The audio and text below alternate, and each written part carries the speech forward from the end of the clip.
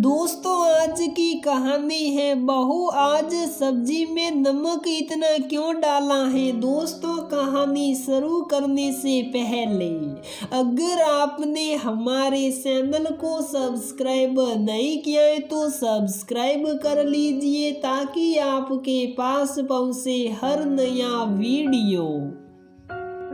अरे बहू, पता है शर्मा जी ने अपनी बहू को फिर से मायके भेज दिया क्योंकि उसने अपनी सास शर्माइन का पलट कर जवाब दे दिया था। शर्मा जी ने तो उसके भाई को सबके सामने बोल दिया, ले जाओ अपनी बहन को तभी भेजना जब ये तमीज और संस्कार सीख जाए। पहले भी एक बार ऐसा किया था उन लोगों ने तो मायके वालों की बड़ी मान मनौती की और बहू के सबके सामने माफी मांगने के बाद वापिस बुलाया था। आज मोहल्ले की औरतें बात कर रही थी, मैंने तो कह दिया ये क्या बात हुई, भला प्यार से समझा लेते, हमको ही देख लीजिए, हम तो बहुत प्यार रखते हैं अपनी बहू को। सरला जी ने अपनी बहू रश्मि से कहा,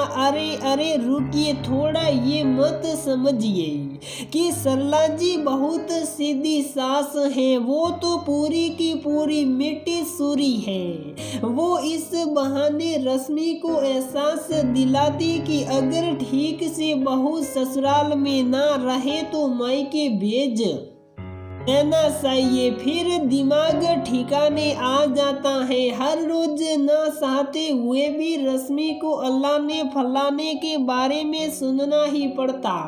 रश्मि की शादी को सिर्फ साल भर ही हुए थे, वो इन बातों को टालने की यह सुन के अनसुना करने की कोशिश करती। रश्मि का तो मन ही जानता था कि सरला जी कितनी सीधी सास है, लेकिन कहे किससे, क्योंकि सबके सामने तो वो ममता और महानता की मूर्ति बन जाती। रश्मि को अंदर ही अंदर बहुत गुस्सा आता, लेकिन चुप रह जाती। एक दिन रश्मि ने कढ़ी बनाई, लेकिन उसमें नमक डालना ही भूल गई। जैसे ही सबको परोसने गई उसको याद आ गया कि उसने कढ़ी में नमक नहीं डाला है। तभी सरला जी आ गई, रश्मि को कढ़ी में नमक डालते देख कर कहा, अरे बहू नमक डालना भूल गई क्या। हाँ माँ जी, अच्छा हुआ परोसने से पहले ही याद आ गया। हाँ ठीक कह रही हो, पहले ही याद आ गया। अरे मुझे इससे जुड़ी शर्मा जी के घर की बात याद आ गई। अभी शर्मा जी के घर में रहती तो वो तो तुमको तो मायके ही भेज देते। उनकी बहू ने भी एक बार सब्जी में नमक नहीं डाला तो उन लोगों ने उसके मायके वालों को बुलाकर उसको मायके भेज दिया। रश्मि ने पलट कर देखा तो सरला जी ने कहा, छोड़ो जाने दो, हमें क्या करना किसी के घर से, चलो खाना खाते हैं। एक दिन शाम को सरला जी की एक सहेली उमा उनसे मिलने आई। दोनों सहेलियां मिलकर आस पड़ोस की चुगली में लग गई कि किसने अपनी बहू को क्या किया, कैसे अपनी बहू को रखते हैं। बल्ला बल्ला पूरी ब्रेकिंग न्यूज के साथ तभी रश्मि वहां चाय बिस्किट लेके आई तो सरला जी ने कहा, देख लो हम तो अपनी बहू को बेटी की तरह रखते हैं। क्यों रश्मि, सही कह रही हो ना। मैं रश्मि को मन ही मन बहुत गुस्सा आ रहा लेकिन फिर भी मुस्कुराते हुए हाँ में सिर हिला दिया। तभी उमा आंटी ने, बेटा बैठना थोड़ी देर हमारे पास भी। रश्मि बेमन से वहां बैठ गई क्योंकि उन लोगों की बातें उसे पसंद नहीं थी। तभी सरला जी ने कहा, अरे उमा, आजकल तेरी बहू नहीं दिखती, कहीं गई है क्या। उमा ने कहा, अरे क्या बताऊं तुझे, रोज देर से सोकर उठती थी और बहाना बच्चे का करती कि रात भर जागता है। मैंने भी मायके वालों को बुलाकर विदा कर दिया कि जाकर वहीं सोए जी भर। रश्मि को उनकी बातें सुनते ही उनकी बहू की याद आ गई। कितनी शांत है बेचारी।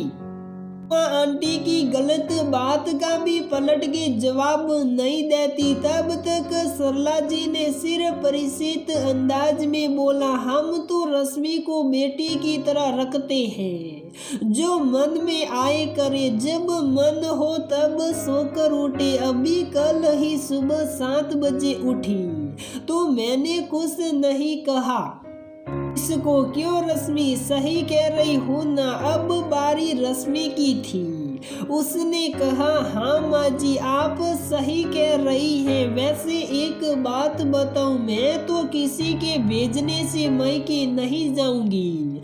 मायका ससुराल दोनों पर मेरा सम्मान हक है। जब मेरी मर्जी होगी या जब जहाँ मेरी जरूरत होगी, मैं वहाँ खुद अपनी मर्जी से जाऊंगी, ना कि किसी के भेजने से।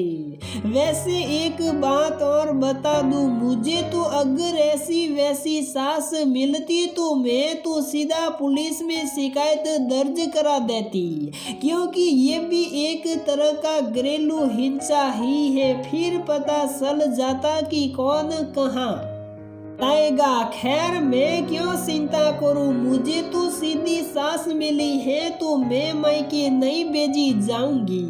मैं तो अपनी खुशी से मायके जाऊंगी। क्यों माँ जी, सही कहा ना मैंने। अच्छा आप लोग कंटिन्यू कीजिए, मैं चलती हूँ। वहाँ बैठी सरला जी और उनकी सहेली उमा आश्चर्य से रश्मि का मुंह देखने लगे, क्योंकि उनको इस तरह के जवाब की शायद उम्मीद नहीं थी। तो दोस्तों हमारी ये कहानी यहीं पर समाप्त होती है।